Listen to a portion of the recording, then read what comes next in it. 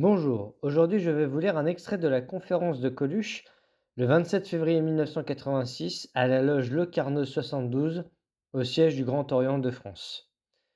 Le responsable de la loge, Monsieur Louis Dalmas. Coluche, je vous demande quelques minutes de patience pour me donner le temps d'abord de vous remercier d'avoir accepté notre invitation et de nous honorer de votre présence pour me permettre ensuite d'établir le contact avec les amis qui vont vous écouter. Vous le savez, l'appartenance à la maçonnerie, l'entrée dans un temple, dépouille nos sœurs et frères de leurs ornements extérieurs, et ce n'est pas votre gloire qui m'intéresse ni qui vous a poussé à vous inviter. C'est autre chose, ce que je pourrais appeler la façon dont vous avez conquis cette gloire. Au moyen de trois ressorts qui éveillent en beaucoup d'entre nous les résonances fraternelles, trois ressorts que sont la provocation, la satire et la générosité. La provocation, qui paraît à chaque détour de vos interventions publiques, dans la verve rabelaisienne de votre langage, et qui est la face percutante de l'indépendance. Vous êtes un homme indépendant, Coluche, et l'indépendance renvoie à une idée qui nous est chère, celle de la liberté. La satire qui vous fait rire de tout et de tous, sans respect des conformismes ni crainte des autorités, et qui prouve que vous ne vous sentez inférieur à personne, votre ironie n'épargne aucune origine, aucune conviction, et cette salubre insolence s'inspire d'une autre notion qui nous tient à cœur, celle de l'égalité. La générosité, enfin, qui vous a fait lancer une retentissante campagne contre le malheur et la pauvreté, et mettre votre impact sur les foules au service d'une grande opération de charité et d'un projet de loi qui doit en assurer le prolongement.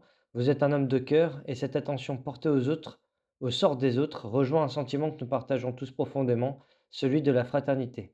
Liberté, égalité, fraternité, ces synonymes ne sont pas des jeux de mots. Je crois retrouver leur écho traduit à votre manière dans chaque expression de votre talent. Vous honorez ces mots comme nous. Ils sont la vieille devise républicaine, ils sont aussi la devise de la maçonnerie, et ils descendent tous du fronton des édifices, pour prendre force et chaleur lorsque, comme vous, on les fait entrer dans la réalité. Vous voyez que nous avons des raisons de nous sentir proches, et le plus grand intérêt à vous écouter. Un mot encore avant de vous donner la parole. Ne soyez pas surpris si personne ne vous applaudit. Nos obligations intérieures nous interdisent, pour respecter la sérénité de notre débat, de manifester nos sentiments. C'est donc une règle de discipline, mais pas une marque d'indifférence. Soyez assurés qu'en dépit de notre silence, vous êtes accueillis parmi nous avec un maximum de chaleur, de considération et de sympathie. Coluche répond: Eh bien, si on n'a pas le droit d'applaudir, je me sens assez loin de chez moi. J'ai reçu votre invitation avec plaisir et j'ai vu une tenue blanche mixte fermée. Je me suis dit: «Merde, comment il faut s'habiller pour aller là?» Alors j'ai bien pensé à plusieurs trucs et finalement, je me suis fait expliquer et ça a été le plus simple. Alors voilà, le titre donc de la réunion, c'est «Un nouveau pouvoir» avec un point d'interrogation. Qu'est-ce qu'un nouveau pouvoir? Si vous voulez, ça dépend du nombre de gens influents sur les choses de la société, que ce soit les mœurs ou la politique. Si beaucoup de gens décident que c'est un nouveau pouvoir, eh bien c'en est un. C'est marrant que vous posiez cette question parce que vous êtes un nouveau pouvoir qui finalement est secret, alors qu'on aurait bien besoin d'un pouvoir qui ne le serait pas. Qu'est-ce que j'ai fait avec les restaurants du cœur? Eh bien d'abord, il faut dire que j'ai utilisé les médias sans leur dire au départ. J'étais sur Europe 1, j'avais une émission populaire qui me permettait de lancer une idée, j'ai lancé cette idée. Après ça, quand j'en ai parlé pendant 2 mois à peu près, je suis allé voir les dirigeants d'Europe 1 et je leur ai dit, maintenant ça va pas être facile de me faire marche arrière parce qu'on reçoit un courrier énorme. Et ils ont dit, bon, d'accord, on va faire une journée. Après ça, j'ai commencé à dire qu'il n'y avait qu'à taper dans les excédents de production, parce que ça nous permettrait d'avoir de la nourriture pas chère et donc de nourrir tout le monde. Après, je suis allé au ministère de l'Agriculture et je leur ai dit, voilà ce que j'ai fait. Alors maintenant, il faudrait faire ceci ou cela. La notion que je tirerais de cette affaire-là, c'était que pour réussir, il a fallu baiser tout le monde. Ça, c'est vrai. Il n'y a pas un mec qui m'a dit, moi, je veux bien. Il y a des mecs à qui j'ai dit, voilà, maintenant, on va le faire parce que, vous voyez, là, ils ont accepté. J'avais fait l'opération d'Europe 1 avant que l'agriculture soit forcée d'accepter l'ouverture des produits européens. Je les ai abusés partout, quoi. Alors, je disais qu'il n'y a que ma profession qui peut faire ça dans l'état actuel des choses. Si c'était un parti politique qui a l'idée, les autres ne le suivront pas, donc la moitié des médias se ferment d'un côté. Si c'est un journal qui a cette idée, les autres ne le suivront pas. Si c'est une chaîne de télé, les autres ne le suivront pas, parce que ce serait faire une publicité trop belle à quelqu'un. Donc il n'y a vraiment que dans le showbiz où on peut trouver des frères et des sœurs.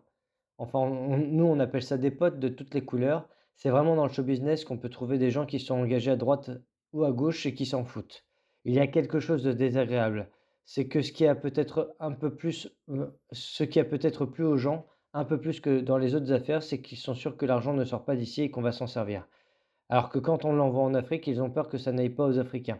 Il y a un côté, comme c'est en France, c'est mieux. Ça, c'est un peu emmerdant, mais enfin bon, on ne peut pas se plaindre non plus. Et puis, ils ont bien marché, je crois, surtout, parce qu'ils savent que nous, on ne va pas détourner l'argent. Ça, c'est vachement important.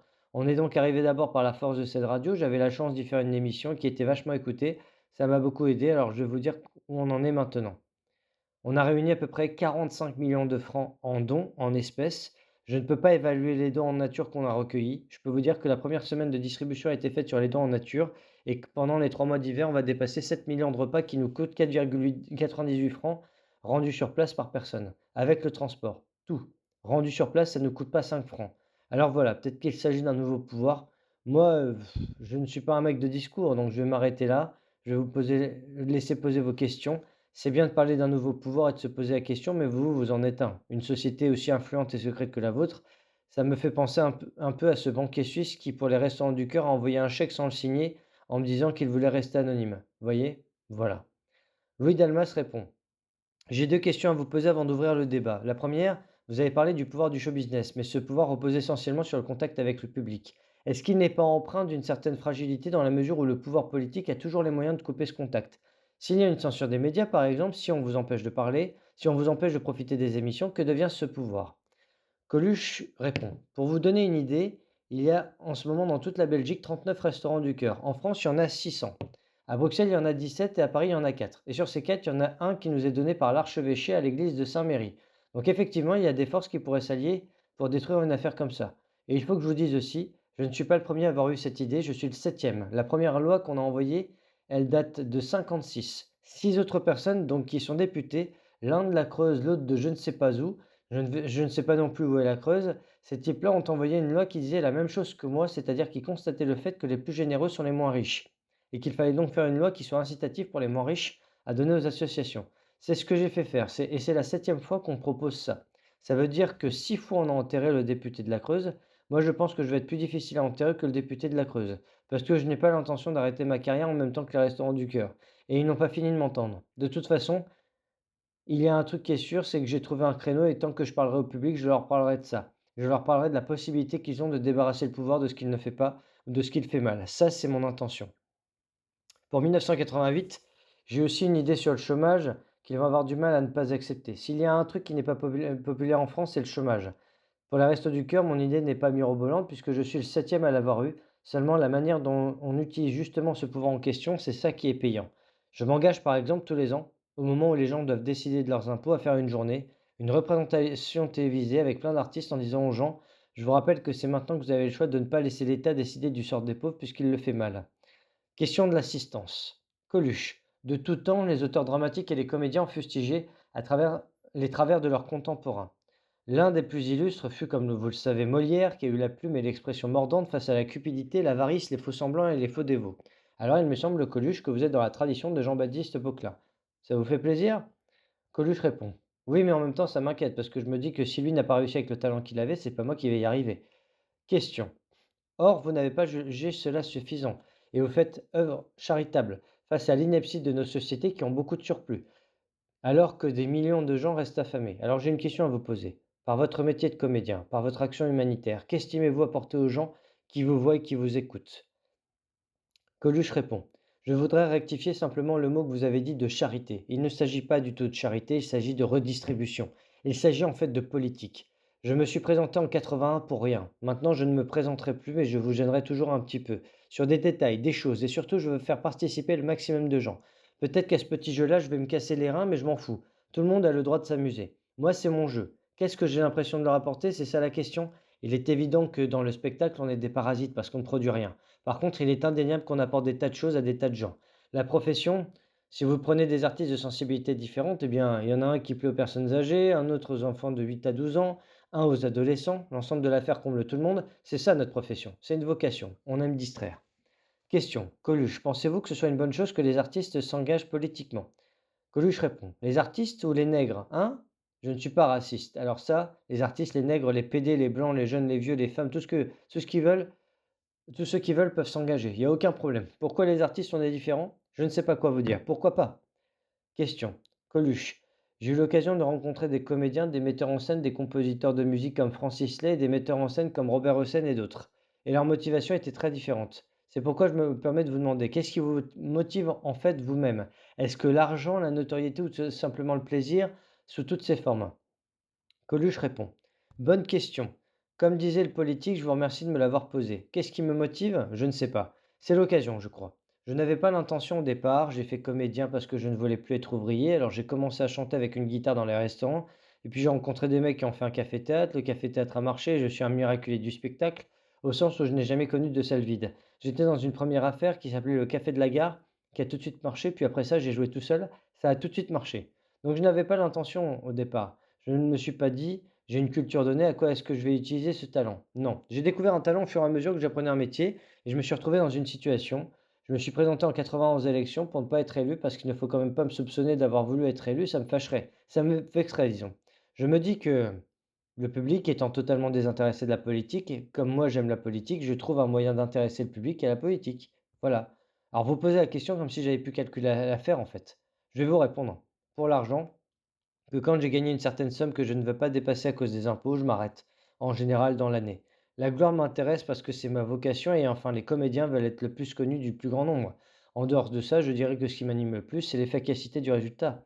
C'est vraiment ça qui me fait le plus marrer, qui me fait le plus plaisir. J'y passe beaucoup d'heures au restaurant du cœur, mais c'est d'une efficacité qui a de quoi réjouir. Question.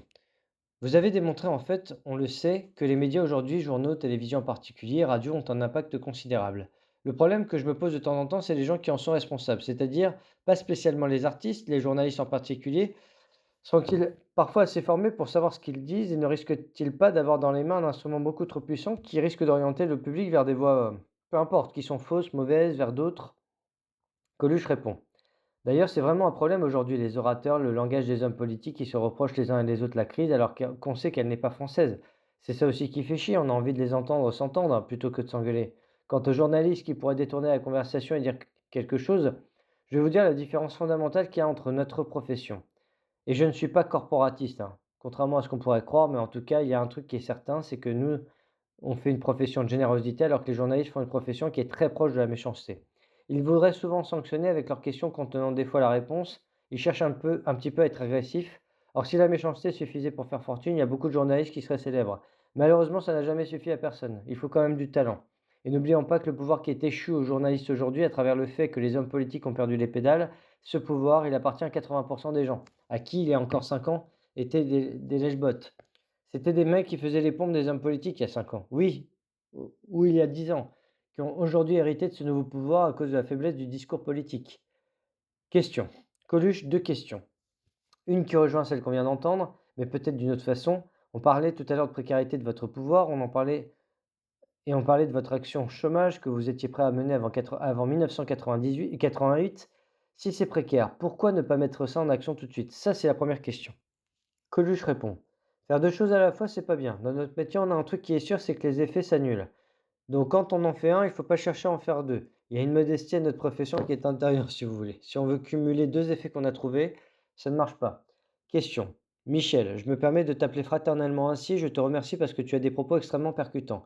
Et je voudrais te poser 2 questions en me servant d'un proverbe de Mao qui dit ceci: «Quand votre voisin de palier se présente à votre porte pour vous demander un morceau de poisson, vous lui donnez. Le lendemain, s'il se présente, est-ce qu'il ne serait pas possible de le prendre par la main pour aller lui apprendre à pêcher le poisson?» Coluche. Je peux répondre à celle-là? Mao Tse-tung, il y a un gros inconvénient sur moi, c'est qu'il est mort. J'ai du respect pour certaines choses et quand il a dit ça, c'était sûrement vrai. Mais aujourd'hui, on ne donne pas du poisson à quelqu'un qui ne sait pas pêcher, on donne du poisson à quelqu'un qui sait pêcher mais qui n'a pas lieu de pêche. Ce qui est tout à fait différent. Parce que quand j'ai dit qu'il ne s'agit pas de charité mais de redistribution, il s'agit d'excédents européens qui sont bloqués pour des raisons économiques et capitalistes, puisqu'on est dans un système capitaliste sur ce plan-là du moins. Ils sont bloqués de manière à ne pas être écoulés à des prix inférieurs au marché parce qu'il y en a des quantités excédentaires. Donc, cet excédent, il appartient à la société, même si vous n'êtes pas agriculteur. Il vous appartient à vous tous. Et c'est normal que ceux à qui la société n'a pas trouvé un travail le bouffent. C'est un minimum. Il s'agit bien de redistribution et pas de charité. Mao Tse-tung, il avait sûrement raison à son époque, mais aujourd'hui, ça n'a rien à voir. Question. Je voulais dire, en tant qu'originaire d'un pays en voie de développement, crois-tu qu'en donnant à manger aux chômeurs, ça va les inciter vraiment à travailler? Coluche. Répond. Ça, c'est une bonne question aussi. Le Parti socialiste, par exemple, il a dans son projet le minimum social. Alors je peux te dire que le minimum social, c'est-à-dire donner un minimum d'argent à tous ceux qui ne travaillent pas, c'est vraiment ouvrir la porte à l'Italie. Moi je suis ravi, mais je trouve ça d'une connerie politicienne extraordinaire. Les politiciens, à mes yeux, ont un défaut majeur, c'est que dans les écoles où ils vont, ils apprennent tout, mais ils ne savent rien d'autre. Parce que le minimum social, les mecs vont évidemment continuer à travailler un peu au noir, La femme va divorcer et continuer à toucher ses allocations sur les enfants. Ils vont se démerder, ils vont avoir ça en plus. Tandis que le minimum pour la nourriture, bon, s'il y avait une redistribution meilleure, ça se passerait pas comme aujourd'hui. Il faut faire 1 heure la queue dans le froid pour voir ce repas, qui est de très bonne qualité, je vous l'accorde, mais qui dans l'ensemble justifie pas qu'on aille se geler les pieds 1 heure. Si on a de quoi s'acheter à bouffer, on ne va pas faire ça tous les jours. D'autre part, on ne peut pas fonder une idée, une distribution généreuse, en fait, sur une suspicion de fraude. On ne peut pas dire, il va y avoir des gens qui en abusent, donc je le fais pas. Ce serait bien une plus grande connerie que de le faire. Mais si tout le monde en amuse, je veux dire qu'il y a des défauts à tous les trucs, je dis pas que c'est parfait, loin de là. Maintenant, pour ce qui est de l'impact qu'on a sur le public par rapport aux hommes politiques, il faut bien savoir que dans l'ensemble, les artistes qui ont du succès font plus de public en nombre que les hommes politiques dans l'année, et que d'autre part, ils sont payants. Les nôtres, non seulement on fait plus de nombre qu'eux, mais en plus, on fait payer. Il ne faut pas oublier que pour parler de deux vedettes internationales, le pape a fait 40 000 personnes de moins au Bourget que Bob Marley, et le pape, c'était gratuit. Question. Cher Coluche, si vous le permettez, pourquoi ne pas revenir un peu sur le sujet du débat de ce soir qui portait sur votre pouvoir? Vous nous avez donné une magnifique démonstration de votre pouvoir et je crois qu'ici tout le monde ne peut que s'en féliciter. Vous féliciter. Vous, avec votre générosité, vous faites un tabac et ce tabac est magnifique et cela débouche sur les restants du cœur. Vous nous avez dit que les vedettes étaient périssables. N'avez-vous pas peur qu'un jour une vedette de votre talent avec une sensibilité Le Pen fasse un tabac qui porterait sur l'égoïsme et la rancœur? Est-ce qu'il n'y a pas un danger et comment pouvez-vous, vous, prévenir de ce danger-là? Coluche répond: le plus important en France, ce n'est pas le racisme. Vous savez, si on devait partager Paris comme on fait à Los Angeles, en quartiers d'origine différentes, les gens qui demanderaient à être à côté des Arabes, c'est probablement les Juifs. Parce qu'ils s'entendent très bien, ces gens-là. On nous fait chier avec ces histoires de racisme qui n'existent pas. Il y a des poissons volants aussi dans la mer, mais on n'en voit pas beaucoup. Moi, je n'y crois pas. Je ne crois pas au retour d'une catastrophe. Question. Coluche, dans le domaine de l'art, les seuls qui ne laissent rien derrière eux, contrairement aux pianistes, qui souvent sont connus même après leur mort, ou les musiciens ou les littéraires, les seuls qui ne laissent rien derrière eux, sinon quelquefois un nom gravé à la Comédie Française, des noms gravés que tout le monde ignore, les seuls, ce sont les artistes, les comédiens. En ce qui vous concerne, que souhaiteriez-vous laisser ou qu'on dise de vous après votre mort? Coluche répond: moi personnellement, j'ai mis dans une enveloppe ce que je mettrai sur mon épitaphe en partant. Démerdez-vous. Moi, j'ai fait ce que j'ai pu, je vais faire ce que je peux pour faire marrer, je vais faire ce que je peux pour intéresser les gens, les surprendre, les amuser, je vais faire mon métier. En fait, on n'en a pas parlé, mais finalement, si vous regardez bien, c'est ça. J'ai choisi d'utiliser ma personnalité populaire pour faire autre chose que ma profession. C'est une bonne combine pour moi à long terme parce que pendant encore des générations et des générations, quand il y aura des présidentielles, on dira, rappelez-vous qu'un certain Coluche avait fait 16% d'intention de vote à une époque où le RPR faisait 17 et le Parti communiste 15. Si vous voulez, c'était le premier signal d'alarme dans une démocratie. C'est la première fois que des gens répondaient à une intention de vote pour quelqu'un qui ne voulait pas être élu, ce qui est très important comme démarche. C'est pas pareil. Alors voilà, je vais faire ce que je peux et puis il se trouve que ça me fait marrer, j'aime bien ça. Le geste auguste du semeur. De merde. Question. Si j'ai bien compris votre propos, dans le restaurant du cœur, il y avait deux objectifs. Le premier, il a été pleinement atteint, c'était de nourrir des gens qui n'avaient pas à manger. Le second, j'ai envie d'employer le mot parce que je n'ai pas peur du mot, encore moins de la chose, il était un peu anarchiste. Vous avez dit décharger l'État de ce qu'il ne sait pas faire et peut-être à plus long terme faire prendre conscience aux gens que l'État remplit mal ou parfois plus du tout son rôle. Est-ce que vous pensez que ce deuxième objectif sera aussi facilement atteint? Est-ce que vous ne pensez pas que finalement on aime bien égratigner l'autorité, mais quand il s'agit de le faire vaciller, c'est plus difficile? Je sais que vous avez eu 16% d'intention de vote, mais là, il ne s'agissait que d'intention. Coluche répond: absolument. C'est pour ça que je vous dis que ce n'est pas mon truc, que ce n'est pas un truc qu'on peut faire tout seul. C'est certain que si tout le reste de la société, en dehors de cette masse que représente le grand public et qui serait donc le pied de la pyramide sociale, après ça, plus on monte, moins il y a de monde. Il est bien évident que si toute cette couche qu'il y avait au-dessus veut pas que ça se fasse, ça se fait pas. Ça, c'est clair. Je dis ça, c'est un peu sentencieux, mais quand même. La guerre dans le monde, la misère du monde, les résultats de tout ça, la sécheresse qui a traversé l'Afrique, elle venait d'Amérique du Sud. On le savait, on connaissait cette sécheresse qui se déplaçait le long de l'équateur. On avait même prévu à quelle date elle allait arriver et on l'a laissé faire. Les 8 guerres, les 8 conflits qu'il y a encore aujourd'hui dans le monde, parce on en vient d'en arrêter 5, donc une volonté qui a marqué que quand il voulait, il pouvait faire ce qu'il voulait. Tout ça n'est pas le résultat de la connerie des gens qui nous dirigent, mais de leur intelligence. C'est bien à force de raisonnement intelligent qu'ils ont décidé qu'il était préférable de faire une guerre ou de laisser mourir les gens. Alors effectivement, si vous voulez parler d'anarchie et de contre-pouvoir, il y a plus à faire qu'à se regarder en face et se poser des questions. C'est sûr. Moi, je vous dis, je ferai une demande pour entrer dans votre mouvement quand votre mouvement voudra sortir de l'anonymat. Parce que si vous voulez aller aux élections, moi, je veux bien être franc-maçon, mais dans tous les autres cas, oui, pour parler avec des gens, remarque, c'est sympa. Je vous remercie.